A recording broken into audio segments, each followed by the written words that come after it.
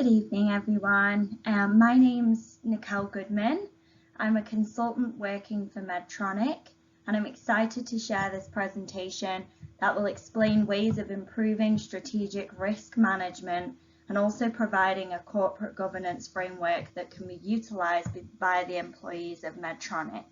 If you weren't aware, Medtronic is a global medical device company operating in every country throughout the world, a hugely successful corporation, and I'm really excited to be here today to talk to you about some strategy management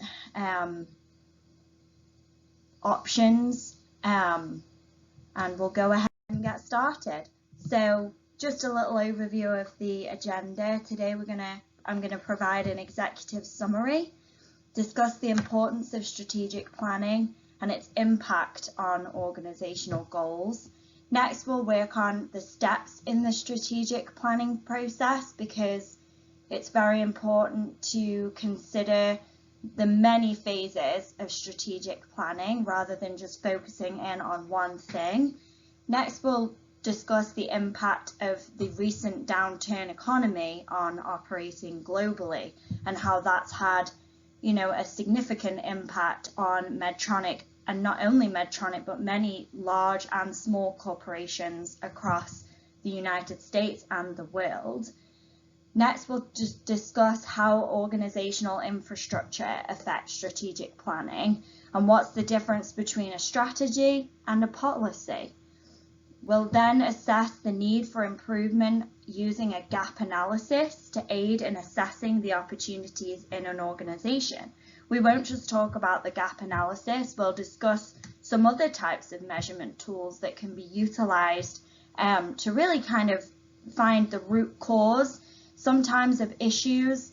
I have used them a lot in my work, and I find them to be very helpful in problem solving.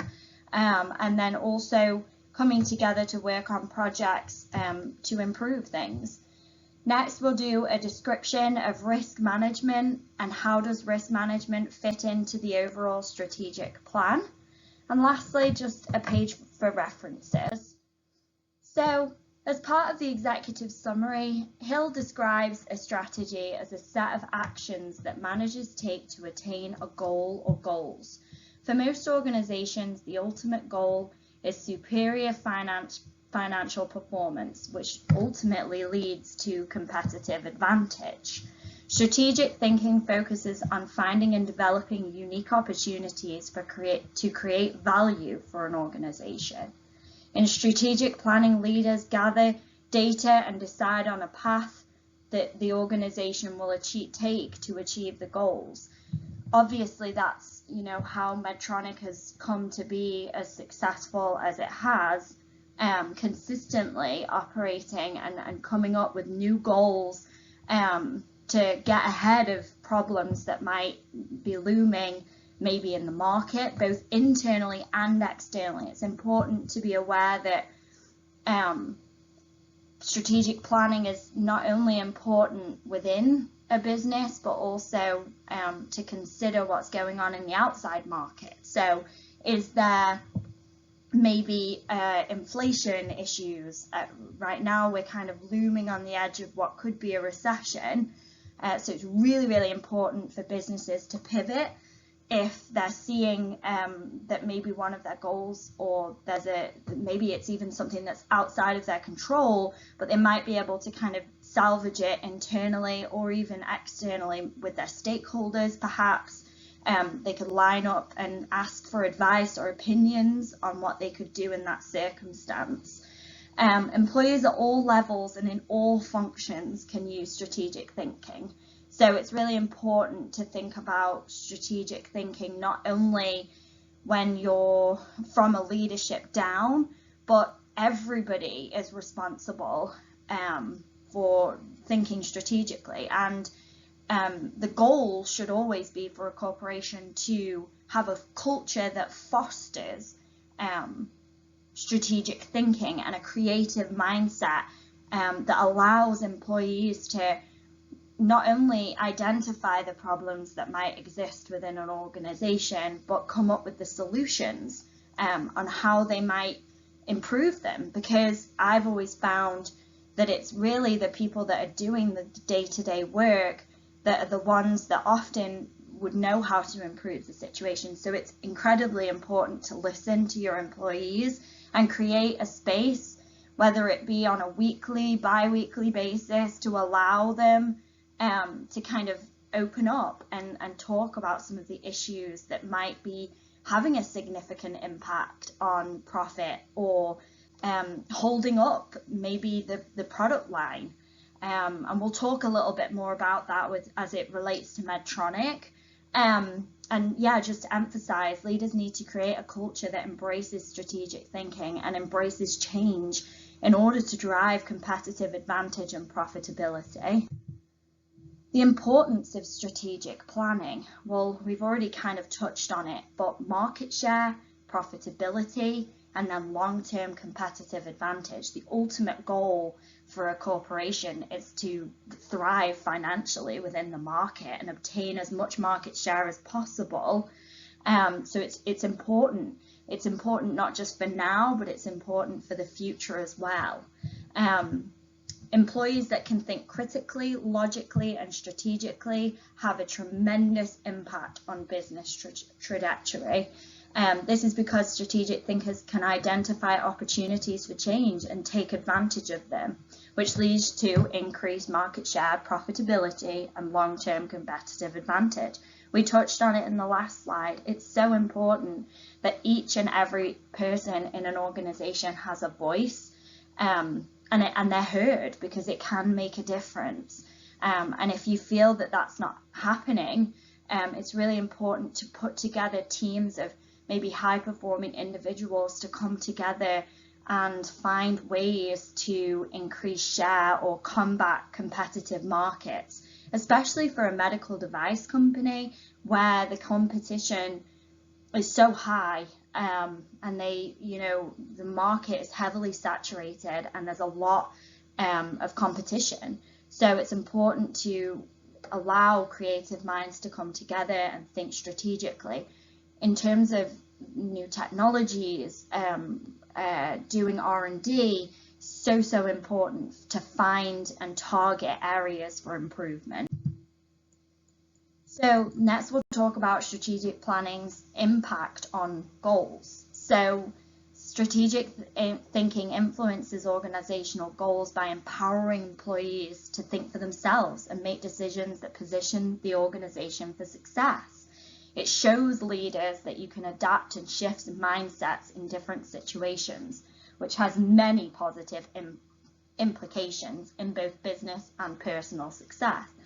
This isn't just a tool that's successful internally in a business. I have found, even in my own life, that the ability to think fast and pivot in situations can also have an impact, a positive impact on your personal success, your ability to thrive outside of work, whether it be a goal of completing a half marathon or just doing 5K or 10,000 steps a day.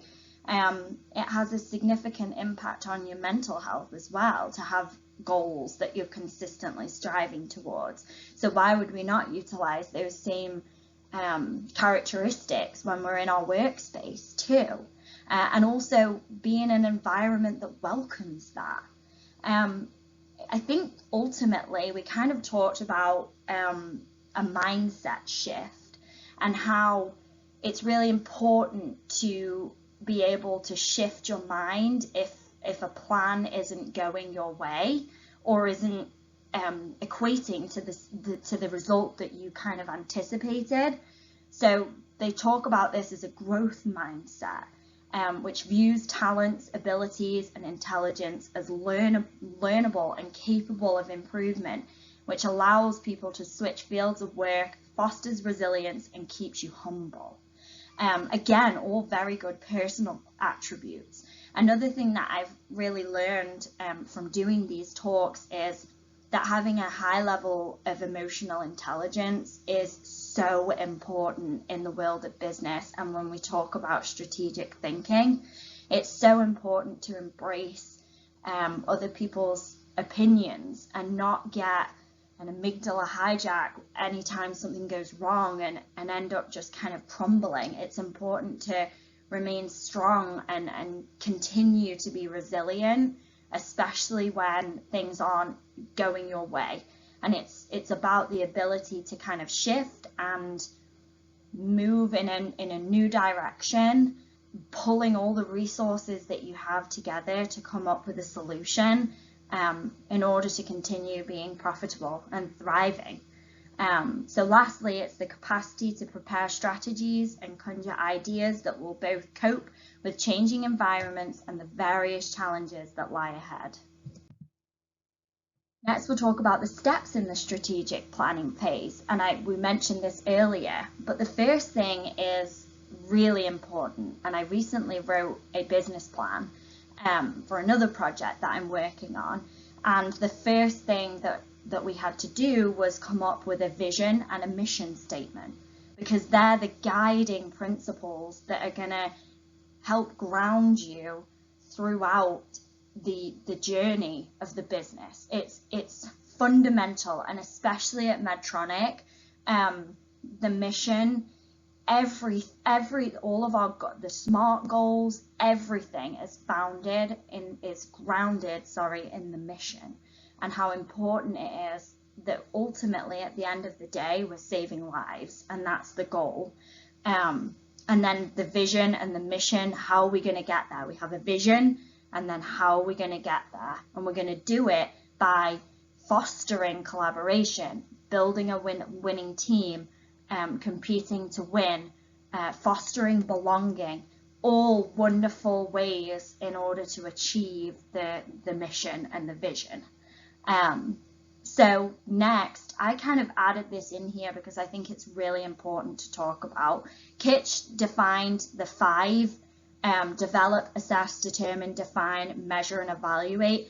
I had to put in here foster, and I know I've talked about it in the previous slide, but I think it's so important once you've developed a vision and a mission statement to really foster a collaborative culture where you're consistently reminded of the importance of why, and then also rewarded for going above and beyond and thinking creatively.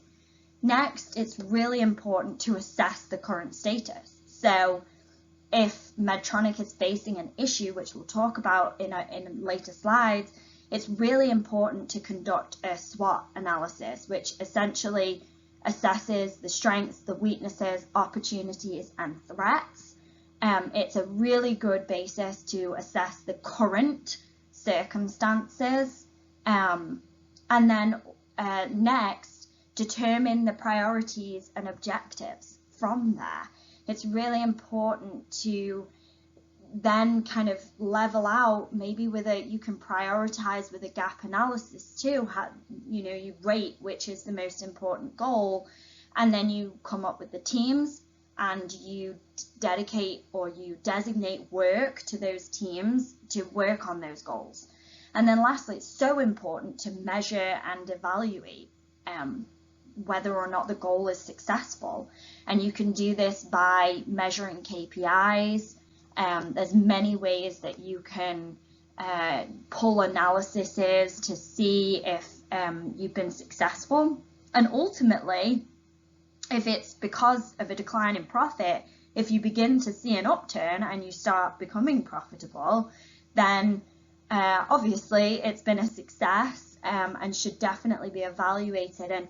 And then even considered, like, if, I've seen in our business, particularly at Medtronic, we will sort of trial things in one area, and if it's successful in one area, then we'll utilize that and deploy it, across the organization. So if it's been successful in one area, can we leverage that and use it somewhere else in order to drive revenue or make a few changes? Maybe we adjust and we adapt. But yeah, these are fundamental steps that can be taken in the strategic planning process.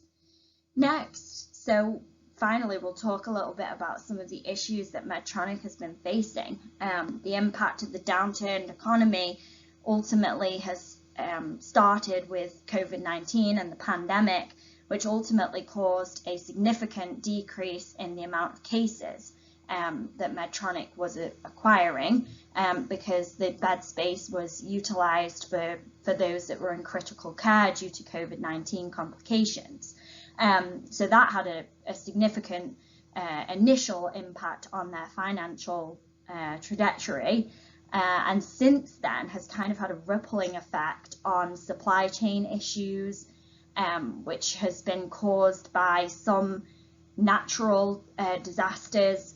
One of our large manufacturing plants was absolutely devastated and has caused a significant backorder situation, which ultimately means that when our competitors or when our customers are choosing between a product, of course they can't use Medtronic if there's a backorder, so they're obviously going to use our competitor. And where are they getting their supply from? So that's, I'm already kind of thinking of ways that we could kind of think strategically about what we could do in that scenario. Could we potentially open up a new supply chain? What's the cost implication for that?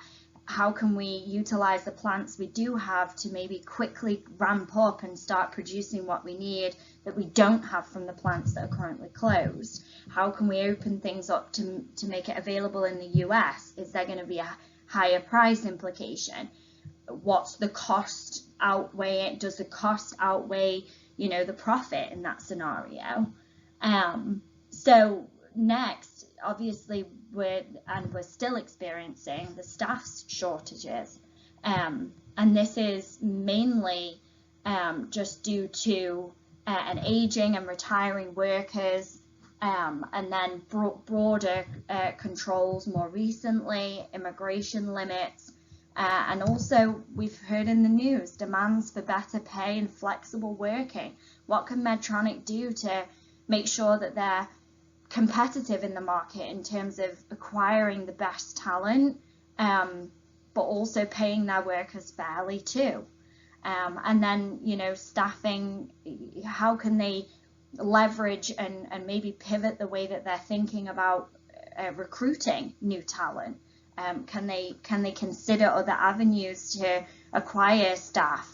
Because that's so important right now to have the staff in order to be out in the hospitals selling, and then back in, you know, customer service or contracts or wherever within the organization. It's vital that there's enough staff. And then lastly, the surging inflation and interest rate, which obviously have been a significant thing in the news, and it's not just Medtronic that's been impacted. It's everywhere. I mean, we only have to go to the store to see how the impacts of the surging inflation and interest rates.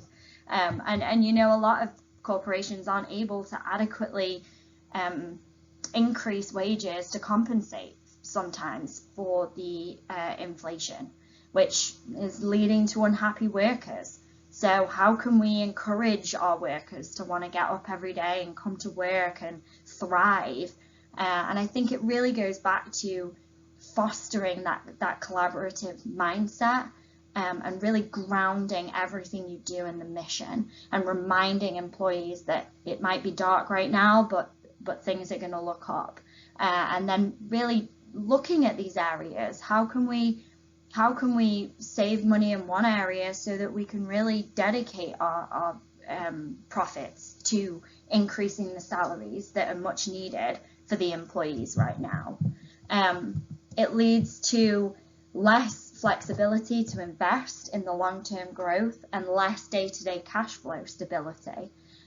So if Medtronic was kind of trying to continuously invest its cash, it might not be considering to do so right now because of the surging inflation and interest rates. How does organizational infrastructure affect strategic planning? Strategic infrastructure planning includes the allocation of expenditure between new infrastructure projects and the maintenance and upgrading of existing infrastructure. So those types of investments include technology is a big one. We already talked about R&D, professional staffing, we've already talked about that, and then financial resources, and then the leadership pipeline. It's so important to have leaders that can, pave the way for the future of the organization. Organizational structure influences strategy because it encourages communication. It controls allocation of resources, assigns duties and responsibilities, serves to define jobs and work groups such as project teams, departments, quality circles, and influences technology and culture.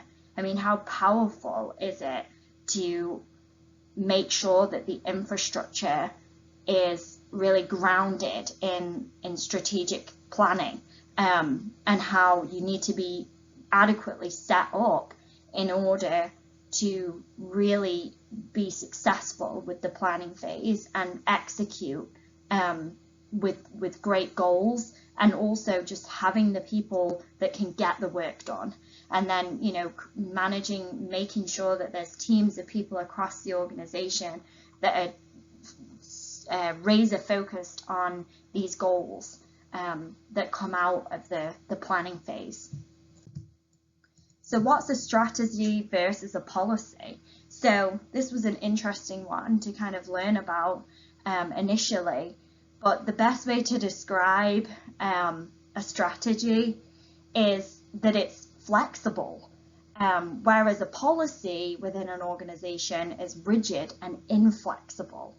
It's normally created at the top with very little input from anybody on the ground. So it might be a recent policy at Medtronic has been that workers will be in the office 3 days a week. That's a policy that comes from the top down. There's no real negotiation unless you have an exception or an exemption. Whereas a strategy is formulated by leadership and also has the employee's influence. So a strategy might actually come from an idea that's from the bottom down, bottom up, almost. And it's ultimately the best plan selected from several plans to achieve an organizational goals and objectives. Whereas a policy is like the universal rules and regulations that a company puts out. So that's the best way to describe. And I really liked this quote by Bagol, who explains that a strategy is a plan of action, while a policy is a principle of action. Next, we'll talk about gap analysis to aid in assessing the opportunities at Medtronic. A gap analysis is actually a really simple method, and it's actually designed to focus in on one process and listing the business requirements or objectives, whether they've been met or not, and then what steps should be taken to meet them. I have actually done a quick gap analysis to go over some of the issues that I identified earlier with the global downturn, and I'll show you those in a minute. But some other methodologies, it's not just a gap analysis, that we can also look at a cause and effect diagram, which is sometimes known as a fishbone, and a SWOT analysis, as we kind of mentioned. Being able to adequately assess your current status is so important as it comes to really targeting the areas that might be your weaknesses or threats. How can we avoid some of those competitive threats? Is it looking at our R&D? Are they bringing out a new product that we can kind of get ahead of? And then, are there any weaknesses with us right now? We've obviously mentioned the backorder issue. How can we really dive into that and make an improvement? So here I just kind of threw together a quick gap analysis to assess the staff shortages at Medtronic. I put some strategic goals, assess the pay leveling to market. So that's a huge thing, making sure that your pay is in line with the market. Hold recruiting events, and then use of technology. To kind of go a little deeper in there, we could potentially consider advertising on new platforms, recruiting via social media. Are we targeting LinkedIn to find the best quality workers? And then improve the application system. And then lastly, holding the recruiting events, we can deploy members of HR to our local medical device recruiting events. We're all able to get out there, And I think another important one as I talk about this is considering maybe if you weren't able to hire people in a remote situation, COVID-19 has been a huge, fantastic it's like a blessing in disguise almost, because it was a terrible situation. However, it has enabled a lot of workers to be hired in a remote circumstances where they weren't before. Does that allow companies like Medtronic, who are global, to find employees around the world, not even just in the United States? It's that kind of mindset. And of course, there's going to be barriers, and it's important to discuss those. So, for example, hiring across the world, you would have to consider HR. Is that even feasible? Is that a possibility? And if it is, let's crack into it and see if we can make it happen. And then assess the pay levels to the market.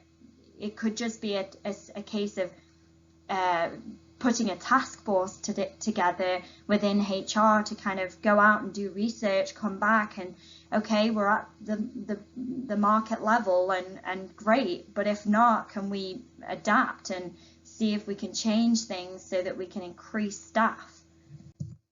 Next, I did just a quick fishbone diagram on Medtronic's supply chain issues. So this is a very high level, you can get very detailed with these. I just kind of put the problem, and then we know that it's because of staffing issues. We know it's severe weather. We know port congestion has been a big problem with supply chain. And then ultimately the COVID-19 pandemic. Is there a risk of something coming back, or, and then it's taking each one of these and potentially adding maybe a secondary issue. And you can go really deep with these, but this is just a really good starting place where you might pick one problem and try and come up with some of the causes, and then really deep dive into the causes and what you can do to turn things around. Okay, so last we'll kind of talk about risk management. So risk management is the process of identifying, assessing and managing risk and uncertainties that may be impacted by internal or external events or scenarios. The real goal is to protect and create shareholder value and investor value. It's so important in my learnings, to catch risk before it even occurs. If you know that there's a risk coming, pivot at that moment and come up with solutions to that risk, or maybe preemptively. If this happens, you could almost do a diagram. If this happens, what then? If this happens, what then? Ultimately, it enables leaders at Medtronic to think about the future and the big picture rather than sticking to the status quo with a day-to-day approach. And it's about thinking of the what ifs and thinking more long term, and what happens if another pandemic happens? What happens if we go into a recession? How can we do things today that will impact the future? Monitoring risk control and financial resources is also vital to mitigate the adverse effects of loss. I'll talk a little bit about some risk management techniques in the next slide. So identifying anything that might go wrong with your project and what the potential impact would be.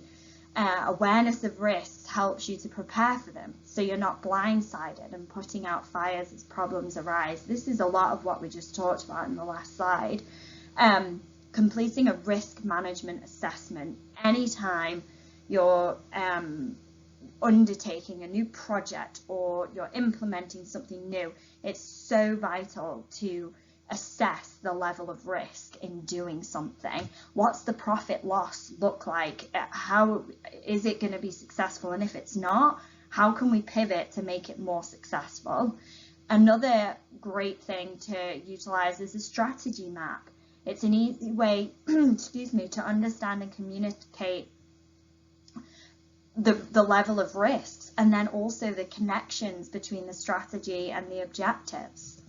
So, you know, it's so important to consider risks when coming up with strategic goals and plans, and making sure that you have those in place, not just for today, but 2, 3, 5 years down the line. I really appreciate you taking the time to listen to my presentation. I hope that you will go away feeling empowered to, you know, foster that mindset, and I hope Medtronic does a fantastic job of really grounding everything it does in the mission, ultimately saving people's lives. And we're reminded of the importance of the work that we do each and every day. And I believe it's helped me develop a really strategic mindset. Sometimes my ideas are completely crazy, I will admit, but it's better to, I always think, you know, I've learned you can never ask the wrong question. No question is a dumb question, and who knows, maybe the idea will be a great one and it will, you know, save a ton of money or make things, you know, be a success for the business or the organization. It's so important to constantly have that mindset. It keeps things fun. It helps improve the future for other people too. You know, hey, I don't like the way this is done. Can we fix it so that the next person who does my job doesn't have to go through this? It could be something as simple as an SOP or a how-to or a new resource. It doesn't have to be anything small, but all of those small things add up to, you know, ultimately a big thing. So yeah, thank you very much for listening, and good evening.